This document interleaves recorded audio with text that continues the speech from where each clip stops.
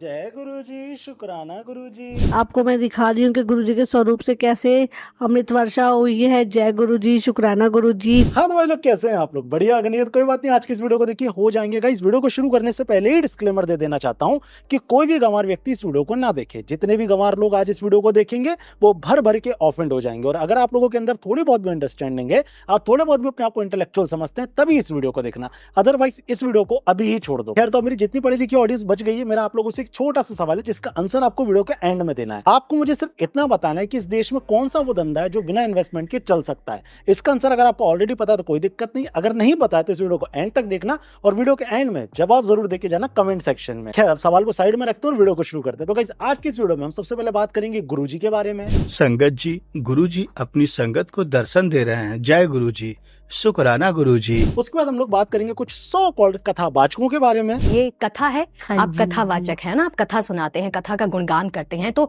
उससे हमें सीख मिलती है। और वीडियो के एंड में एक बहुत ही ज्यादा इंपॉर्टेंट और ऑफेंसिव चीज मैंने रखी है, उसको ध्यान से देख लीजिएगा क्योंकि ये काफी ज्यादा जरूरी है उन लोगों के लिए जो धर्म में अपना विश्वास रखते हैं या धर्म की परंपराओं को मानते हैं। खैर तो मेरे ख्याल से वीडियो का इतना ओवरव्यू काफी होगा, वीडियो को शुरू करते हैं। तो चलो भाई। देखो अब मैं क्या करता हूँ।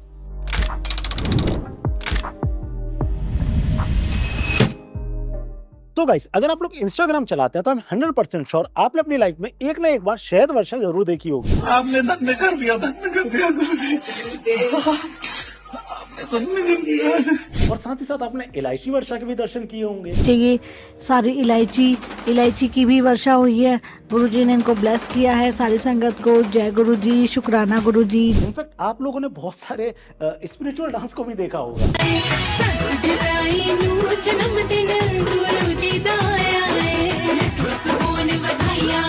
तो गाइस अगर आप लोग इंस्टाग्राम चलाते हैं तो डेफिनेटली आपने कभी ना कभी इन गुरुजी के फोटो को देखा होगा। अब ये कौन है, क्या है, ये एक्सप्लेन कर देता हूँ। सो गाइस इन गुरुजी का असली नाम है निर्मल सिंह जी और इनका जन्म हुआ था 7 जुलाई 1954 पंजाब में। अब अगर बात की जाए इनकी एजुकेशन की तो ये काफी ज्यादा पढ़े लिखे थे, इन्होंने डबल MA किया था। और अगर बात की जाए इनकी स्पिरिचुअल जर्नी की तो 1975 में इन्होंने उसकी शुरुआत की थी। 1975 में इन्होंने अपने घर को छोड़ दिया था और शुरुआत कर दी थी अपनी स्पिरिचुअल जर्नी। अब देखिए गाइस जैसे इन्होंने अपने घर को छोड़ा, इनके काफी सारे किस्से मशहूर होने लगे लोकल क्षेत्रों में।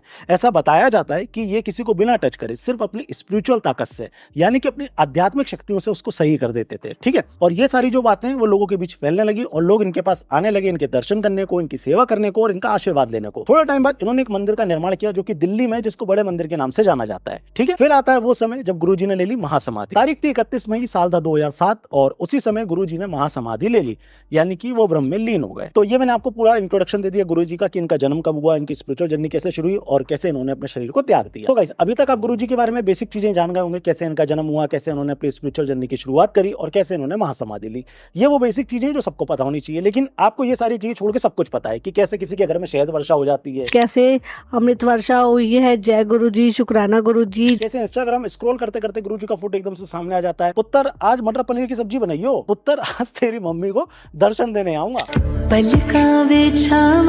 ये वो चीजें जिसको कोई भी नॉर्मल इंसान जब पहली बार देखेगा उसे हंसी आ जाएगी, क्योंकि उसके लिए पाखंड से बड़ा कुछ और नहीं होगा। अब अगर अपन बात करें रियलिटी की तो नो डाउट गाइस मेरे को नहीं पता कि ऐसे चमत्कार हुए हैं या नहीं और वाकई में शहद वर्षाएं होती हैं कि नहीं। लेकिन हाँ, गुरुजी के वो फॉलोअर्स जो उनकी महासमाधि से पहले से उनके साथ थे, उनका यही कहना है कि इस तरीके की कोई चीज नहीं होती है। ये कुछ बिजनेसमैन लोग हैं जिन्होंने इस चीज को बना लिया है और कुल मिला के आप लोगों का मूर्ख बनाते हैं जो गुरुजी के भक्त हैं। तक आप लोग ये इलायची वर्षा, मोर की वर्षा, शहद वर्षा, पता नहीं कौन कौन सी वर्षा, मुझे नहीं पता भाई कौन सच है कौन झूठ है क्या है।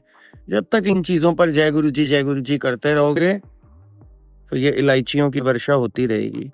मेरे से ले जाओ इलायचियां जितनी चाहिए, आप मेरे से ले लो। इलायची खानी है तो मेरे से ले लें। गुरु जी को परेशान मत करो इलायचियों के लिए। देखिए गाइस गुरुजी ने अपने जीवन में कभी कोई प्रवचन नहीं दिया, कभी कोई ऑन टीवी आके जैसे आजकल चलते हैं ऐसे कोई मिरेकल्स नहीं दिखाए और ना ही इस तरीके की बातें करी जिस तरीके की बातें आज की डेट में इंटरनेट पे चलती। तो नो डाउट हमें कभी भी गुरुजी को हेट नहीं करना चाहिए, क्योंकि जेन्युइनली इसमें उनकी कोई गलती नहीं है, बल्कि गलती उन लोगों की है जो इनके नाम पे बिजनेस कर रहे हैं। देखिए गाइस अब मैं आपको कुछ बेसिक चीजें बताने वाला हूँ जो आपको इनके बारे में पता होनी चाहिए, क्योंकि इनके जो सो कॉल्ड नए नए भक्त हैं जो शहद वर्षा करा रहे हैं, ये चीज आप तक नहीं पहुंचने देंगे। पहली चीज, गुरुजी ने अपने जीवन में कभी भी कोई पॉलिटिकल ओपिनियन नहीं दिया। किया। इनके बहुत सारे भक्त थे, ये भी चाहते थे उनका यूज कर सकते थे, जैसे राम रहीम ने किया, लेकिन नहीं, गुरुजी ने कभी भी किसी भी पॉलिटिकल पार्टी का सपोर्ट नहीं किया, पहली बात। दूसरी बात, इनके दरबार में जो भी व्यक्ति जाता था उसको अंकल आंटी कहा जाता था, यानी कि जाति रंग भेद इसका कोई भेदभाव नहीं था इनके दरबार में। साथ ही साथ तीसरी चीज, इनके जितने भी भक्त थे उनको एक तरीके से ये बोला करते थे कि अच्छे से रहो, लग्जरी के साथ रहो, जो कि मैक्सिमम टाइम पे नहीं कहते हैं बाबा। कहीं लेके हमको जाते थे तो कहते थे टॉर ना लाई, मतलब अच्छे से तैयार व्यार। और एक और word to add to it, stylish. Stylish कपड़े पा के हाँ, ये दो शब्द जरूर बोलो। और स्टाइलिश, मतलब ही ऑलवेज वांटेड हमारा जो गुरुजी की संगत है, इट इज समवेयर हियर अब। तो पॉइंट इज दैट किसी भी व्यक्ति की सिर्फ बुराइयां नहीं देखनी चाहिए, अच्छाइयां भी देखनी चाहिए। और नो डाउट आज की डेट में वो हमारे बीच तो है नहीं कि जस्टिफिकेशन दे दें, पहली बात ये हो गई। दूसरी बात, यहाँ पे मैं सिर्फ जनता को ही गलत नहीं कहूंगा, कुछ जो गुरुजी के भक्त हैं और बोला जाए तो अंधे भक्त हैं, उनकी भी गलती होती है। फॉर एग्जांपल, मैंने कई सारी ऐसी वीडियोस देखी हैं जिसमें लोग ये बोलते हैं कि जो गुरुजी हैं वही शिव जी हैं। तो मैंने गुरुजी से पूछा, गुरुजी आप कभी सोते हैं? गुरुजी इतने प्यार से मुस्कुराए, केवल भगवान ही ऐसे मुस्कुरा सकते हैं, ये मैं बता सकता हूं आपको। और गुरुजी के शब्द थे, and I will repeat them exactly as he said. Guruji ने कहा, मैं सोऊंगा तो सृष्टि को कौन देखेगा? If I sleep who will look after the creation? Guruji ने रिवील कर दिया हु ही वाज। गुरुजी महाशिव हैं। इनफैक्ट ये इस चीज को प्रूव करने की भी कोशिश करते हैं। लेकिन आज मैं आपको उन 4 ठोस तथ्यों यानी सबूतों से अवगत कराऊंगा जो स्पष्ट बताते हैं कि गुरुजी और शिव में कोई अंतर नहीं। देखिए गाइस, अब कॉमन सेंस वाली बात करते हैं। मैं भगवान शिव का बहुत बड़ा भक्त हूँ, और जब कोई व्यक्ति मुझे प्रूव करने लग जाएगा कि कोई संत या कोई महात्मा भगवान शिव है, तो नो डाउट मुझे बुरा लगेगा। और मुझे बुरा लगेगा तो ये मेरी समझ है, मेरी बुद्धि है कि मैं किस तरीके से रिटेलिएट करूंगा। बहुत सारे लोग ऐसे हैं जिन्हें ज्यादा बुरा लगा होगा, और इसीलिए वो इस तरीके की रिटेलिएशन देते हैं जो इनके भक्तों को ज्यादा बुरे लगते हैं। तो पॉइंट इज दैट, कुल मिला के बात इतनी सी है, थोड़ा सा अपना इंटेलेक्चुअल लेवल बढ़ाओ गाइस। हर जगह पे एक चीज को प्रूव करने की जरूरत नहीं है। जब तुम आडंबर और इस तरीके के ढोंग धतूरे प्रूव करने लग जाते हो तो तुम्हारा मजाक उड़ता है। अगर आपके मीम्स बन रहे हैं तो नो डाउट आपकी एक कमेटी होगी, मंदिर की कोई कमेटी होगी, उसका कोई हेड होगा। अगर नहीं है तो जो इनके रियल में भक्त हैं, जो इनके साथ रहे गुरुजी के उस टाइम पे जब इन्होंने महासमाधि नहीं ली थी, तो उन भक्तों को आना चाहिए और आके बोलना चाहिए बार बार कि ये चीज गलत है, इस चीज को प्रमोट मत करो। इनफैक्ट अगर हो सकता है तो लीगल केस भी करो। अगर ये सारी चीजें करोगे तभी ये चीजें रुक पाएंगी, अदरवाइज तुम इस तरीके की शहद वर्षा कराते रहोगे और लोग ट्रोल करने के लिए उसका यूज करते रहेंगे। और ट्रोल कौन होंगे? जिनको आप गुरु मानते हैं, जिनको आप जय गुरुजी कहते हैं। खैर, तो गाइस इस वीडियो के बाद शायद आपको बहुत सारी चीजें क्लियर हो गई होंगी कि गुरुजी कौन है, कैसे हैं, क्या करते हैं, और इनको लेके जो मिरेकल्स चल रहे हैं उनके पीछे क्या कहानी है। साथ ही साथ आपको एक और चीज समझ में आई होगी कि इस देश में कुछ भी चल सकता है, कुछ भी यानी कुछ भी। अब नो डाउट फेरी टेल्स के नाम पे, फिक्शनल स्टोरीज के नाम पे मैं आपको कुछ भी सुना सकता हूँ, लेकिन जब आप भगवान का नाम ले लेंगे या उनके नाम से जुड़े हुए कोई बिजनेस करने लगेंगे तो नो डाउट आपके ऊपर ना कोई शक करेगा, ना आपके ऊपर कोई सवाल करेगा। मतलब सोचिए एक बात कि एक जगह पे हम लोग चांद पर पहुंच गए जहां हमने शिव शक्ति पॉइंट बना लिया है, और दूसरी जगह पे लोगों के घर में शहद वर्षाएं हो रही हैं। जय जय गुरुजी, जय जय गुरुजी, जय जय गुरुजी। मतलब एक बात सोचो, तुम मेरे एक लॉयल सब्सक्राइबर हो, लॉयल फैन हो, ठीक है, तुम मेरे डिवोटी बन गए एक तरीके से, और तुम मेरी पूजा वगैरह करने लगे हो, और मेरे पास पावर है तुम्हें कुछ देने की, तो मैं तुम्हें क्या दूंगा? जाहिर सी बात है, या तो यूट्यूब का प्रीमियम दूंगा या फिर सीधा पैसा दे दूंगा। अब पैसा इसलिए दूंगा ताकि तुम्हारी इकोनॉमी सही हो। अब सोचो, तुम मेरी पूजा करो और मैं तुम्हें दे दूं कलर प्रेडिक्शन वाला गेम, तो तुम गाली ही बकोगे ना। तो मेरा पॉइंट बस इतना सा ही है कि अगर वर्षा हो ही रही है तो शहद की जगह पैसों की भी तो हो सकती है,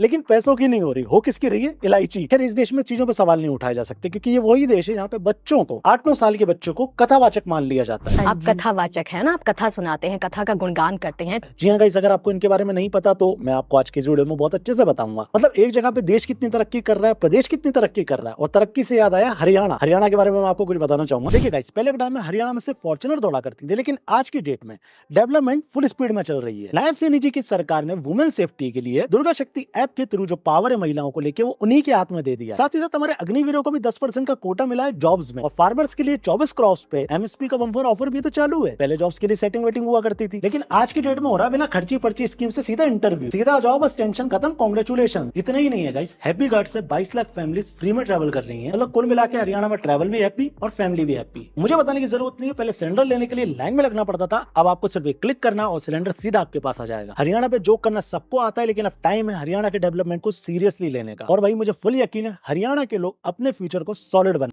तो हाँ गाइस, हम लोग किसके बारे में बात करने वाले थे? कथावाचकों के बारे में। जी हाँ गाइस, आज की डेट में कथावाचक बहुत ज्यादा वायरल है, जिनकी उम्र है 9 साल। जी हाँ गाइस, ये वही वायरल बच्चा है जिससे हर कोई पूछता रहता है, तू आज फिर स्कूल नहीं गया ना? आज फिर स्कूल नहीं गया।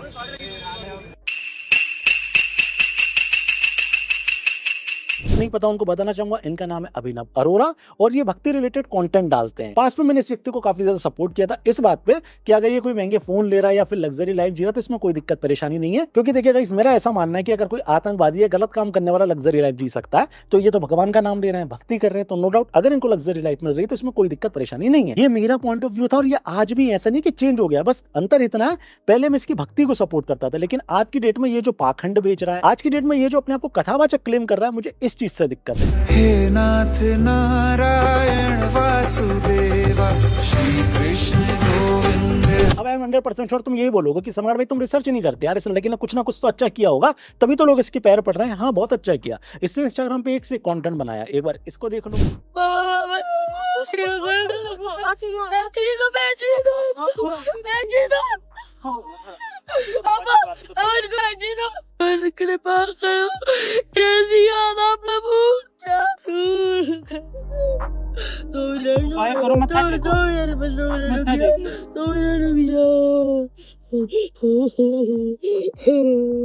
कितने क्यूट लग रहे हो ना अभिनव तुम, अगर तुम 4-5 साल के होते ना तो ये क्यूट लगता है, लेकिन आज की डेट में तो क्रिंज लग रहा है मेरे भाई। जनरली जो भी इसके गार्जियन है जो इसे फोर्स करके इस तरीके का कंटेंट बनवा रहे हैं, आपसे हाथ जोड़ के विनती है, ये चीजें हर जगह अच्छी नहीं लगती। इसमें सिर्फ इसका मजाक नहीं उड़ रहा, साथ ही साथ भक्ति का भी मजाक उड़ रहा है और उसमें मेरे भगवान गणेश का भी मजाक बन रहा है। हाथ जोड़ के विनती है इसके गार्जियन से कि थोड़ी समझदारी दिखाएं, बिजनेस करना है बहुत अच्छी बात है और भी तरीके करो, लेकिन भक्ति को बिजनेस मत बनाओ। की शिक्षा केवल किताबों तक ही सीमित नहीं रहती, परंतु शिक्षा जीवन के अनुभव और नैतिक मूल्यों से भी जुड़ी हुई होती है। तो पढ़ना भाई, लोगों को चुप छोड़ो जानो। हमारे स्कूल में हमारी टीचर हमें सिखाती है कि ये वाला टेबल याद कर लो, ये जिंदगी भर काम आए।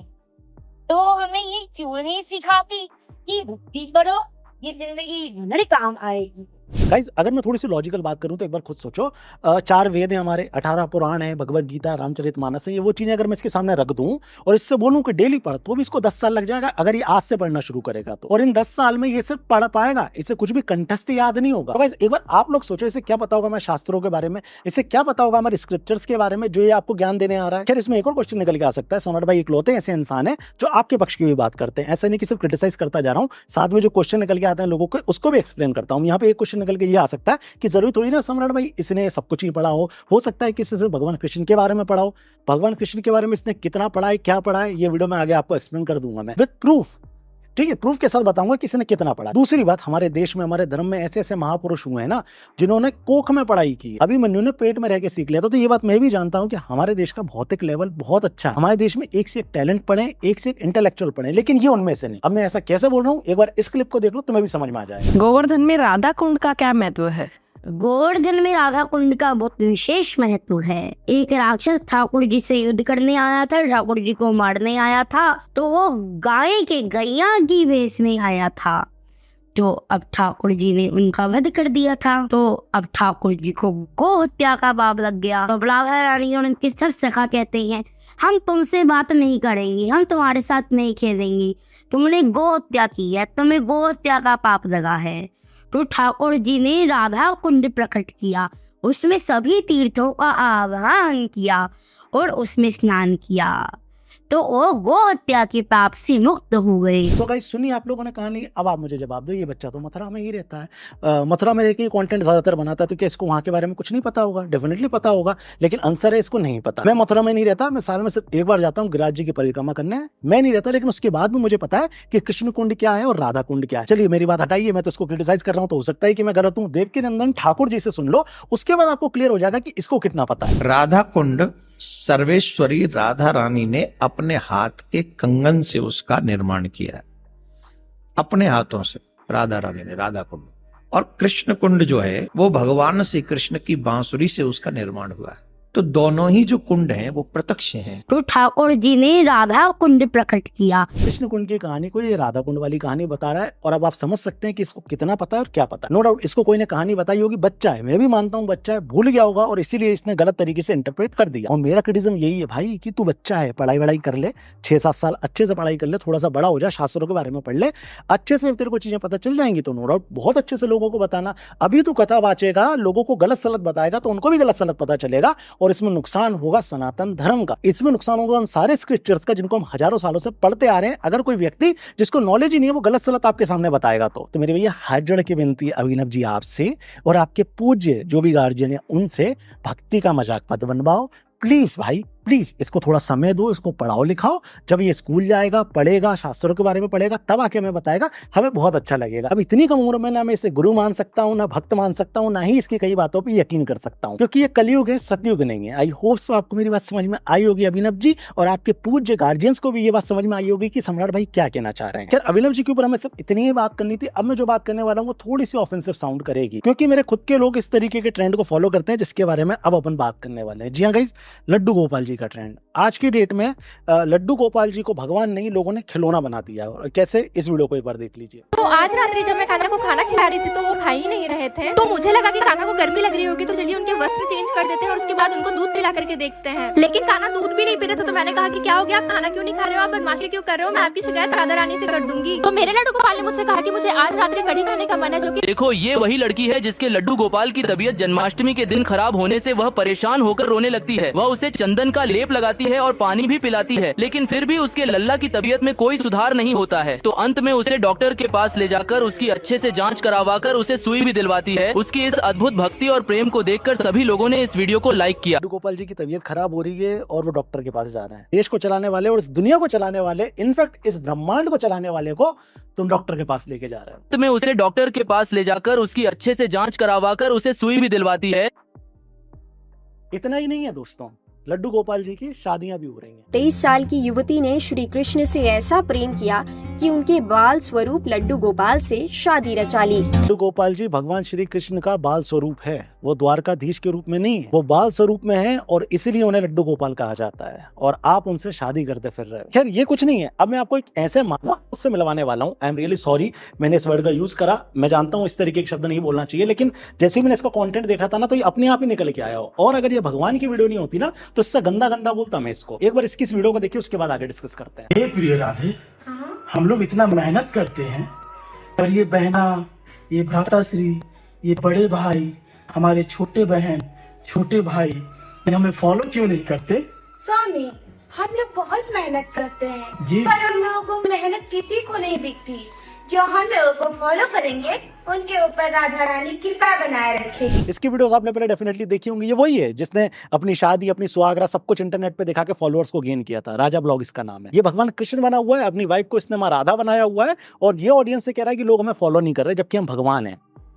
सुन भाई, मैं बॉडी शेमिंग नहीं करना चाह रहा, लेकिन तेरी शक्ल इतनी गंदी नहीं है ना जितना तेरा कंटेंट गंदा है। और हर बार मेरा यही सवाल हर उस इंसान से कि हिंदुओं के ही देवी देवता क्यों, हिंदुओं के भगवानों का मजाक हिंदुओं के द्वारा ही क्यों बनाया जाता है? भगवान कृष्ण क्या फॉलोअर्स की भीख मांगेंगे? छोटे भाई हमें फॉलो क्यों नहीं करते? जिसने सृष्टि का निर्माण किया है, क्या वो भगवान कृष्ण बीमार पड़ेंगे? अंत में उसे डॉक्टर के पास ले जाकर उसकी अच्छे से जांच करवाकर उसे सुई भी दिलवाती है। सिर्फ हम ही क्यों भगवानों के बारे में थोड़ा बहुत जानने के बाद उन्हीं के बारे में उल्टा सीधा बोलने वालों को भगवान बनाते हैं? हम ही क्यों? श्री कृष्ण गोविंद। हमारे भगवान कृष्ण का ड्रेसअप लेके लोग कीर्तन में जाते हैं और नाचते हैं।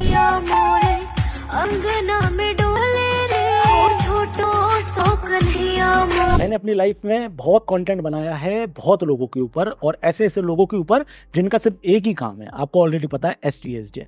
मैंने हर चीज के ऊपर बोला है। हाथ जोड़ के विनती है आप लोगों से, इस तरीके की चीजों को रोको, इस तरीके की चीजों को क्रिटिसाइज करो, और प्लीज इस तरीके की चीजों को रीच मत दो। भक्ति है आपके अंदर, जाइए मंदिर जाके भगवान से प्रत्यक्ष रूप से अपनी बात कहिए। मूर्ति की जब प्राण प्रतिष्ठा होती है तो उसके अंदर हम भगवान का वास मानते हैं। जाइए मंदिर में और मूर्ति के सामने कहिए जो आपके मन की इच्छा, लेकिन इस तरीके के नौटंकी बाजों से दूर रहिए। और साथ ही साथ जो हमारे भगवान का मजाक बनाया इस तरीके से, जैसे ये राजा ब्लॉग वाले ने बनाया, आपको कोई गाली नहीं बकनी, आपको सीधा रिपोर्ट करना है। जब आप इनको रिपोर्ट करेंगे, इनकी जो वीडियोस उड़ेंगी, तब इन्हें पता चलेगा कि क्या गलत है क्या सही है, क्योंकि ये सोशल मीडिया के नंगे भूखे हैं। जेन्युइनली इनको सिर्फ फॉलोअर्स चाहिए, इनको सिर्फ पैसा चाहिए, इन्हें नहीं पता कि इन सारी चीजों से कोई आदमी ऑफेंड हो सकता है। बाकी वीडियो के एंड में हाथ जोड़ के विनती है, अगर आपको ये वीडियो पसंद आई है और आपको लगता है कि ये इन्फॉर्मेटिव है, इसको शेयर जरूर करना।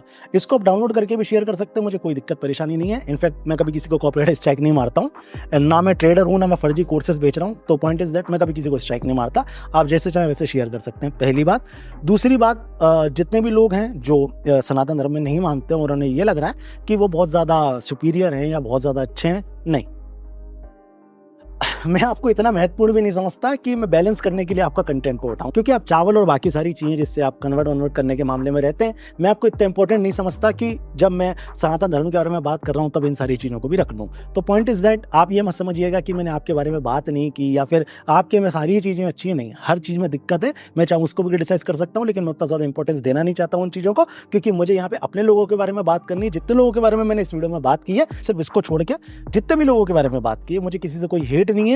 साथ ही साथ अगर आप लोग सुधर जाएंगे तो मैं आपके साथ हमेशा खड़ा हूँ, हमेशा आप लोगों को समझाऊँ, क्योंकि इन द एंड आप मेरे भाई हो, इन द एंड आप सनातन की बात कर रहे हो, आप धर्म की बात कर रहे हो, तो हमेशा मेरा आपको सपोर्ट रहेगा। लेकिन नौटंकी नहीं चलनी चाहिए, पाखंड नहीं चलना चाहिए। आई होप सो आपको ये बात समझ में आई होगी। बाकी तो सब सेट है, समझना ही बेस्ट है। बोलो मेरे साथ जय श्री राम। ये मेरा इंस्टाग्राम है, इधर आके मुझे फॉलो कर लें। ये मेरा ट्विटर है, इसे आके फॉलो कर लें।